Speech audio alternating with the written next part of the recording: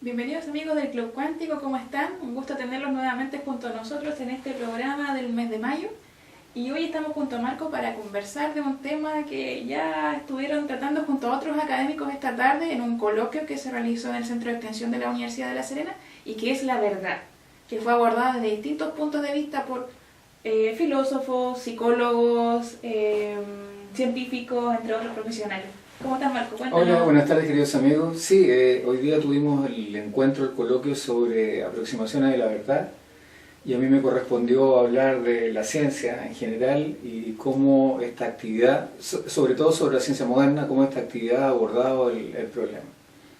¿Y qué tal fue la experiencia? ¿Cómo estuvo esta interacción con el público? ¿Fue en el centro de extensión de la universidad? Fue en el centro de extensión de la universidad, hubo una muy buena participación, la gente estuvo muy dispuesta a colaborar con nosotros en el sentido de vincularse con lo que nosotros conversábamos.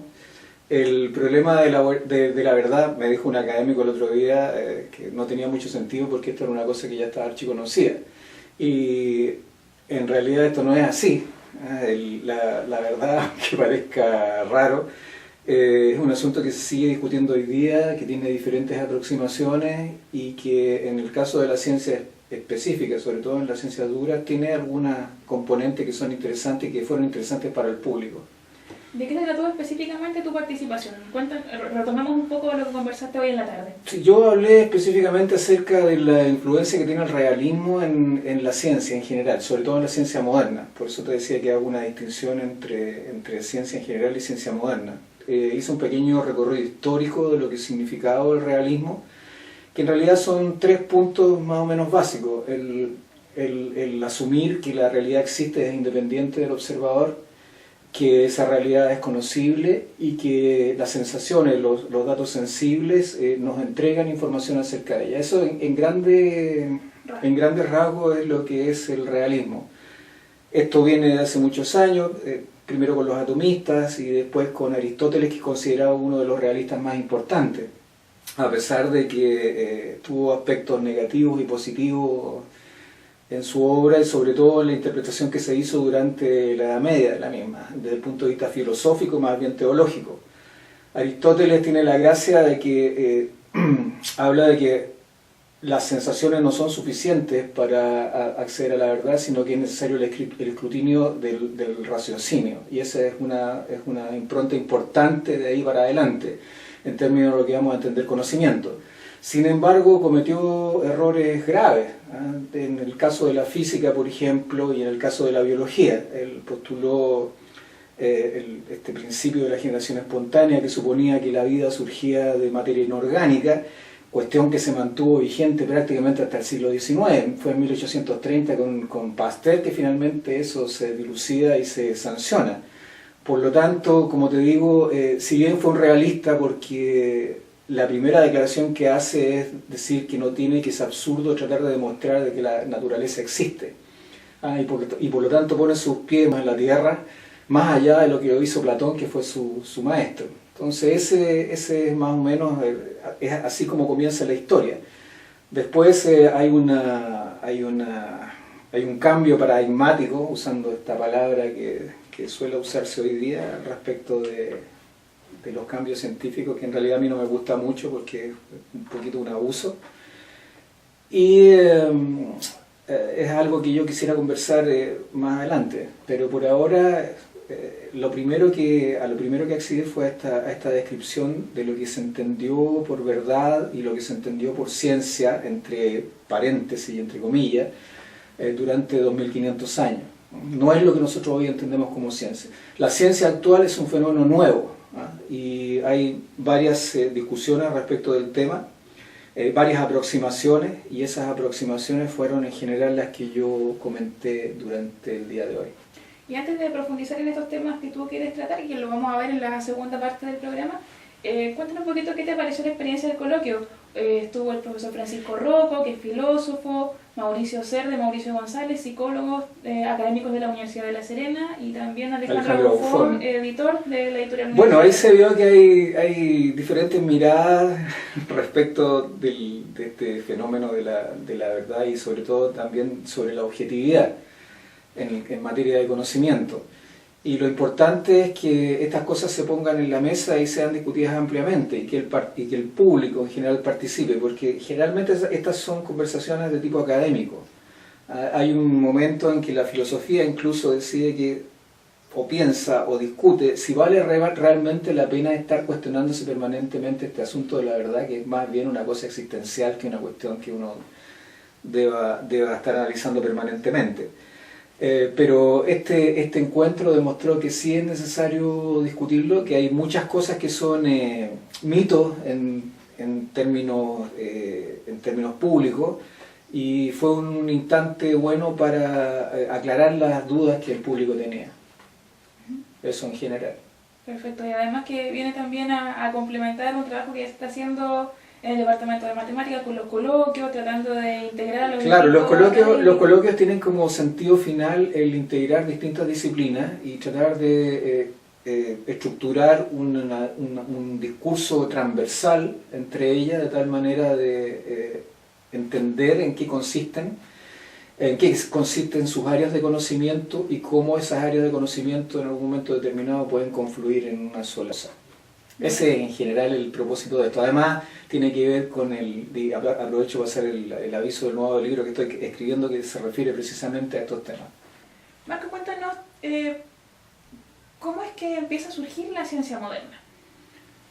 Bueno, como te dije antes, la postura aristotélica va a prevalecer durante muchos años, no como producto de su importancia o del peso que tiene, sino porque es tomada por la escolástica en algún momento durante la Edad Media y la pone al servicio de la fe y del dogma. Por lo tanto, ya no es la filosofía aristotélica la que nosotros vemos en la mesa, sino que es una filosofía aristotélica distorsionada, puesta al servicio de él. Y esto va a durar muchos años. Ahora, ya más o menos en el siglo XIII, en el 1200 y tanto, hay reclamos justificados dentro del mundo del catolicismo respecto de la escolástica. Principalmente hay dos representantes que son importantes, que son Roger Bacon y por el otro lado Guillermo Ockham. Roger Bacon va a ser uno de los primeros que hable sobre la importancia de la experimentación, y Ockham definitivamente va a hablar que uno tiene que dejar de lado la lógica en materia de averiguar la verdad de la naturaleza respecto de la religión. Entonces, luego viene un periodo que es el de la peste negra, y por lo tanto estas irrupciones espontáneas de discrepancias se van a mantener acalladas durante un periodo bastante largo, pero van a volver a aparecer ya en el siglo XIV y XV, más o menos con mucha fuerza. Principalmente lo que pasa es que hay un cansancio de la forma en que la escolástica aborda el problema del ser. Hay un desgaste en materia especulativa que no conduce prácticamente a nada. Además hay cambios que son importantes desde el punto de vista social, la irrupción de nuevas formas sociales que entran al escenario político y cultural, el advenimiento del humanismo. El humanismo es una excusa para comenzar a ver cuestiones que son relativas al hombre sin dejar de lado la religión ni lo divino, y evitando que se castigue al humanista por ateísmo o se le persiga. Eso permitió una apertura, también una apertura desde el punto de vista económico. Las guerras, la economía cambió en su estructura y las estructuras feudales que ya existían comenzaron a tambalearse. Entonces tuvo más importancia la ciudad que el campo. Eso permitió el desarrollo de conocimientos nuevos, la revitalización de los antiguos escritos griegos, etc. Entonces hubo una apertura general a nuevas formas de conocer el mundo. Eso fue tremendamente importante. Ya con Copérnico y Galileo el cambio es prácticamente sustancial, pero hay que considerar que esos cambios sustanciales que se producen, en este caso del cambio del geocentrismo al heliocentrismo, está también hecho dentro del mundo católico y el mundo religioso. Hasta el siglo XVIII, incluidas estas apariciones incipientes de la nueva ciencia, la ciencia sigue siendo religiosa, si es que uno la puede llamar ciencia. Pero son los primeros atisbos de lo que va a transformarse después en lo que conocemos hoy día como ciencia empírico-racional. Tanto Copérnico, Galileo, Kepler eran todos religiosos, también lo era Descartes. Maupertuis, que es el famoso varón de Maupertuis que postula la ley de la mínima acción, que es muy conocida en matemática y en física, también lo hace desde un punto de vista religioso y metafísico. A partir del siglo XVIII hay un quiebre definitivo por la introducción o la decidida postura de dejar las cuestiones metafísicas de lado. Eso yo creo que es una de las cuestiones más importantes de la ciencia actual. Ahí, en ese momento, recién empieza a aparecer la ciencia actual. ¿Quiénes son los principales impulsores de esta nueva mirada de la ciencia? Yo te diría que, si bien es cierto, Galileo es tremendamente importante porque es un hito en la historia, ¿eh? Cambiamos el paradigma, vuelvo a repetir la palabra, geocentrista por el heliocentrista. Imagínate que el geocentrismo duró más de 2000 años, basado en otras concepciones del mundo. Eso hizo un cambio tremendamente radical en nuestra concepción de la realidad. Pero desde el punto de vista de la ciencia, de la estructura, de la forma de pensamiento, yo te diría que esta se produce solamente en el siglo XVIII con Newton y con la teoría de la gravitación. A pesar de que Newton también era un hombre muy religioso, de hecho parte de su vida la dedicó, después de desarrollar sus principios, la dedicó a la teología y no a la ciencia, en donde no tuvo tanto éxito como en la ciencia. Pero las primeras señales de método científico, entre comillas, porque el método científico es una cosa muy vaga todavía, se manifiestan con Newton. Hay cosas que Newton, por ejemplo, hizo, como al desarrollar su teoría de la gravitación, donde dejó cuestiones inexplicadas. Por ejemplo, la acción a distancia. La teoría de la gravitación newtoniana considera la acción a distancia, pero Newton sabía que eso era un problema para su teoría, y de hecho lo dejó establecido en algunos de sus escritos. Y además consigna que espera que eso sea superado en el futuro. Tampoco es un pie forzado para su teoría. Pero el punto de quiebre, yo diría, es precisamente Newton, a pesar de que todavía hay rasgos religiosos, claro, en su estructura de pensamiento. Pero él rompe definitivamente con una tradición.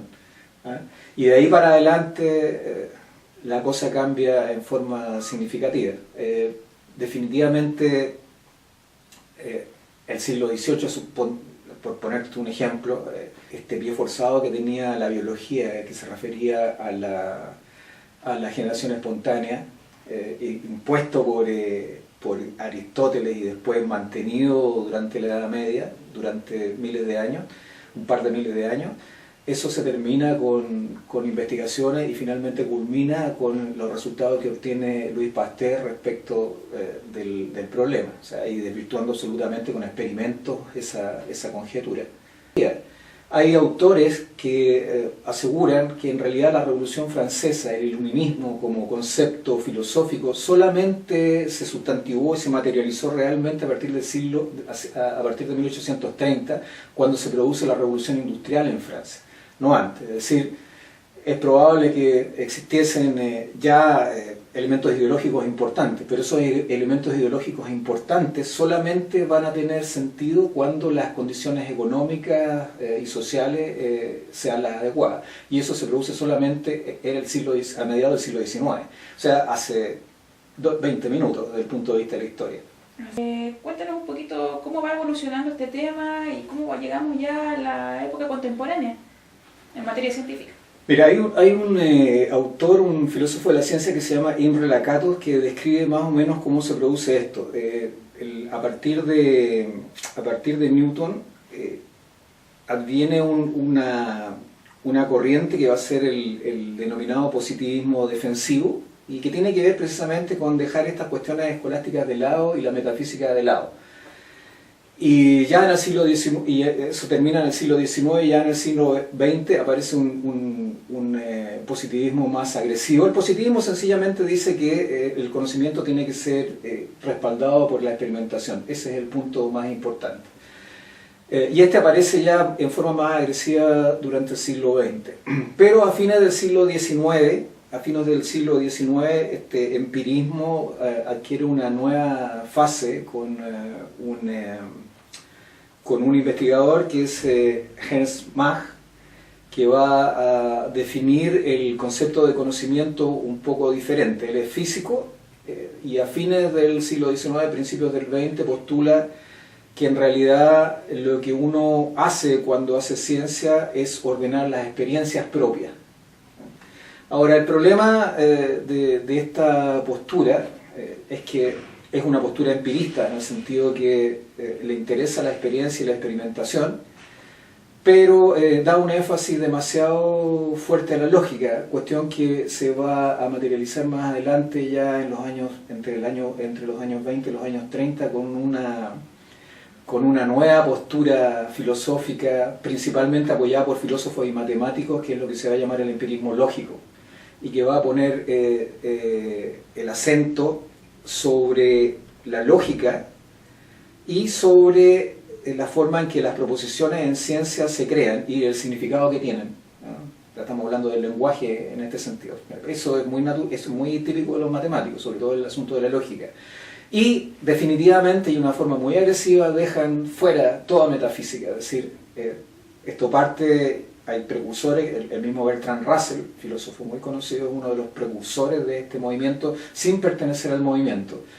El movimiento en sí, que después se va a aglutinar en lo que se llama el Círculo de Viena, tiene muchos integrantes, y dentro de esos integrantes hay matemáticos famosos como lo es Kurt Gödel, que es del famoso teorema de Gödel. Ahora, ese famoso teorema ha dado para muchas malas interpretaciones. Por ejemplo, decir que el conocimiento es acabado, o sea, es finito, o sea, tiene un límite.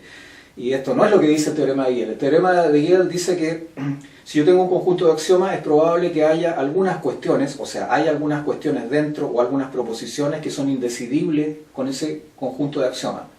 Ahora, la solución a ese problema es aumentar o cambiar el conjunto de axiomas. No es que el conocimiento llegue hasta ahí, sobre todo en física. Sencillamente lo que hay que hacer es renovar el conocimiento y verlo desde otra perspectiva. Ese es el mensaje que da el teorema de Gödel. Lamentablemente, esa mala interpretación ha conducido a movimientos muy extraños y muy opuestos a la ciencia. Bueno, más adelante se van a producir cambios también que son... Eso se llama, la postura de Mach se llama empiriocriticismo. Y la escuela de Viena, como te digo, es representada por otros, con el positivismo lógico, presentada por otros representantes. Uno de los más importantes es Ludwig Wittgenstein, que dice de lo que no se puede hablar hay que callar. Es decir, hay cosas que son incontestables en ciencia y que no tienen sentido y por lo tanto es mejor dejarlas aparte. Hay otro filósofo famoso que en ese momento es Rudolf Carnap, que dice exactamente lo mismo, pero lo dice en términos todavía más terribles y más fuertes. La respuesta a este movimiento del positivismo lógico va a ser finalmente el historicismo, a partir de dos investigadores, dos historiadores, tan agresivos como los positivistas lógicos. Uno va a ser Thomas Kuhn y el otro va a ser Paul Feyerabend.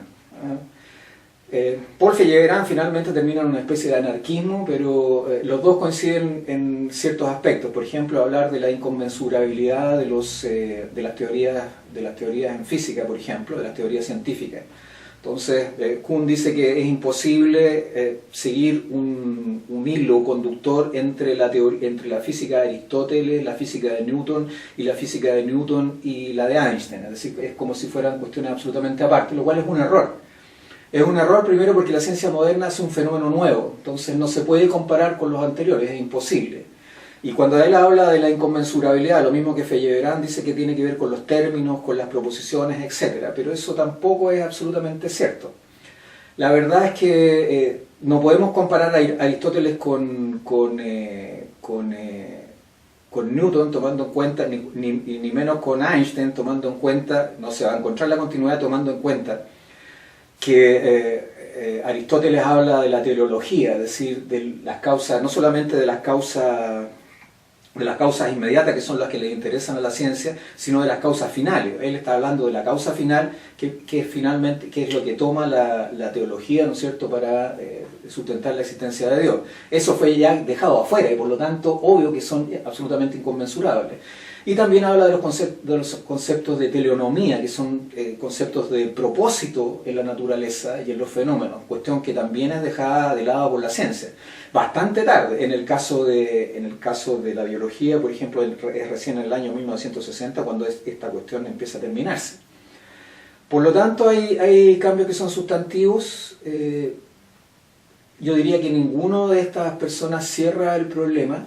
La ciencia tiene un montón, la ciencia actual, la ciencia moderna tiene un montón de actividades, métodos y reglas que son absolutamente nuevos, no son históricamente perdurables, no son parte de un continuo. Y por lo tanto la historia de la ciencia es algo que se está construyendo recién. La ciencia moderna, digo, la ciencia contemporánea, incluido todos los problemas que se han suscitado desde el punto de vista epistemológico, por las presuntas incompatibilidades entre la mecánica cuántica y la teoría general y especial de la relatividad, que en realidad lo único que reflejan es que el ser humano se aproxima a la realidad a través de sus métodos, trata de encontrar respuestas, analiza sus fenómenos, y que este camino que escogió de juntar, y que tiene que ver con Aristóteles también, de juntar la experiencia a través del raciocinio lógico, ha sido la más fructífera durante la historia de la humanidad para producir resultados objetivos y para acceder a la realidad objetiva externa. Por eso es realismo. Yo no conozco ningún científico, en física por lo menos, que pueda argumentar o diga, el mismo Hawking lo dicen, si yo pensara que la realidad externa no existe, no me dedicaría a la física.